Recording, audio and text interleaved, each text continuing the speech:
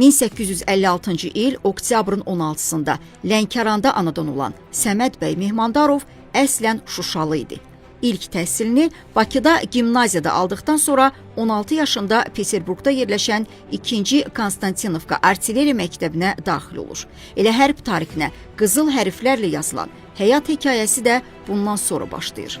1900-1901-ci il Çində İxetuan üsyanının yatırılmasında iştirak edən general üsyançıları məhv eləmək əmri alsa da silahsız üsyançılara atəş açmaqdan imtina eləyir.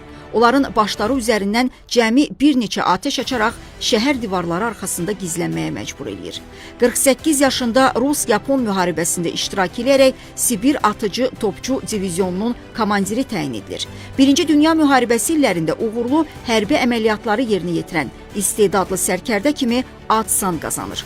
Bu müharibədə misilsiz qələbələrə görə Mehmandarova tam artilleriya generalı rütbəsi verilir. 1908-ci il Səməd bəyə bu yüksək vəzifədən başqa daha 2 böyük sevinç bəxş edir.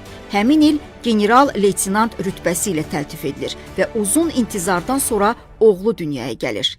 1915-ci ildə 2-ci Qafqaz Ordu Korpusuna komandan təyin edilir.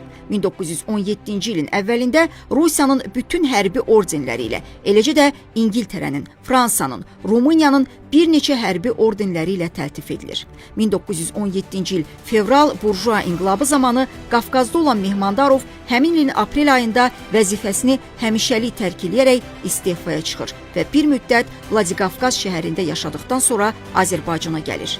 1918-ci ildə Azərbaycan Xalq Cümhuriyyəti hökuməti hərbi nazirliyi bərpa etmək barədə qərar qəbul edərkən Mehmandarovun peşəkarlığı, təşkilatçılıq qabiliyyəti və Azərbaycanın müstəqilliyinə sədaqəti nəzərə alınaraq hərbi nazir təyin edilir. Mehmandarov Azərbaycan Xalq Cümhuriyyəti ordusu quruculuğunun memarına çevrilərək qısa fəaliyyəti dövründə 30 minlik ordu yaratmağa nail olur.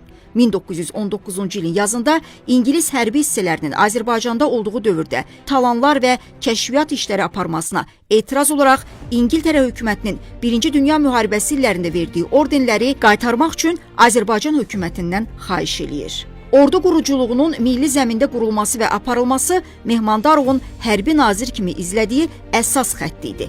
Mehmandarov orduda rəsmi dilin Azərbaycan dili olduğunu elan edərək Azərbaycanlı döyüşçülərin vətənə sədaqət andı içmələrini vacib sayır, əskərlərin marşları Azərbaycan dilində oxumasını tələb eləyir, milli və tarixi rəmzləri özündə əks etdirən döyüş bayraqlarının və geyim formalarının layihələrini təsdiqləyir.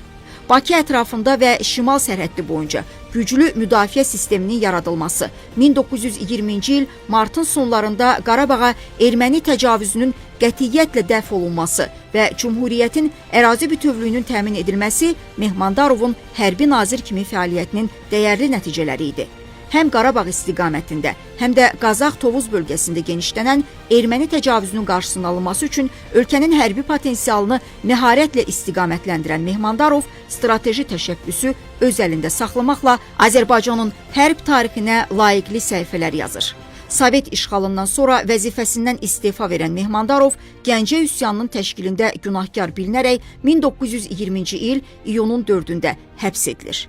Bolşevik terrorundan xilas olaraq bir il Moskvada yaşayandan sonra Bakıya qayıdaraq Birləşmiş Komandirlər Məktəbində müəllim işləməyə başlayır.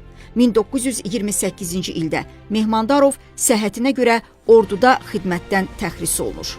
Rus, türk və fars dillərini yüksək səviyyədə bilən general ömrünün son 3 ilində İslam tarixi və fəlsəfəsi ilə məşğul olur. 12 fevral 1931-ci ildə Bakıda vəfat edən Səməd bəy Mehmandarov Çəmbərə kənd qəbirstanlığında dəfn edilir. Həmin ərazidə Kirova heykəl qoyulandan sonra isə generalın qəbri yoxa çıxır.